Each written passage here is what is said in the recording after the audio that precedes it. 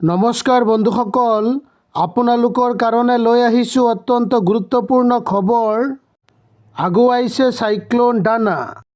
কি হ'ব এতিয়া অসমত?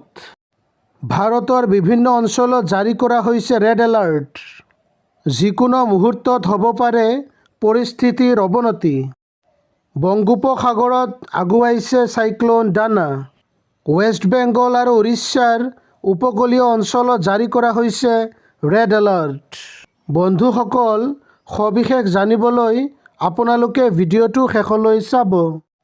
বন্ধুসকল, আপোনালোকে চাব পাৰে Cyclone Dana was likely to bring rainfall to Assam and other northeastern states over the next few days.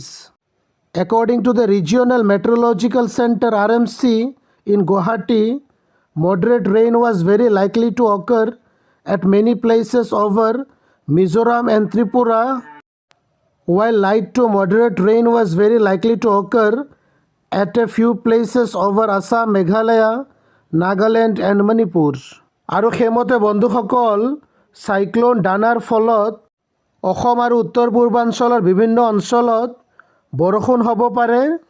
আৰু গুৱাহাটীত অৱস্থিত ৰিজিয়নেল মেট্ৰলজিকেল চেণ্টাৰে জনোৱা মতে মিজোৰাম আৰু ত্ৰিপুৰাত মডাৰেট বৰষুণ হ'ব আৰু অসম, মেঘালয়া, নাগালেণ্ড আৰু মণিপুৰৰ কিছু অঞ্চলত লাইট টু মডাৰেট ৰেইন হ'ব।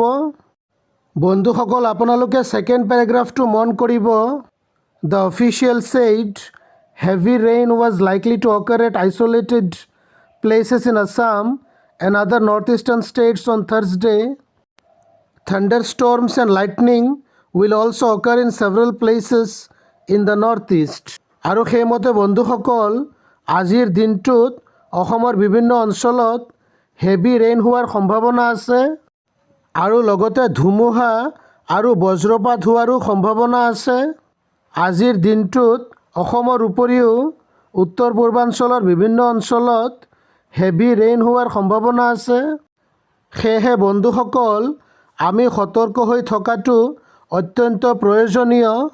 আমাৰ ৰাজ্য চৰকাৰ তথা ভাৰত চৰকাৰে ইতিমধ্যে বিভিন্ন ধৰণৰ জৰুৰীকালীন নিৰ্দেশনা জাৰি কৰিছে। সেয়েহে বন্ধুসকল, আমি সতৰ্ক হৈ থকাটো অত্যন্ত জৰুৰী। ৰেগুলাৰ নিউজ আৰু আপডেটছ পাবলৈ আপোনালোকে চেনেলটো ছাবস্ক্ৰাইব কৰি ল'ব। We hope this video' was informative and helpful. Thanks for ৱাচিং দ্য ভিডিঅ'।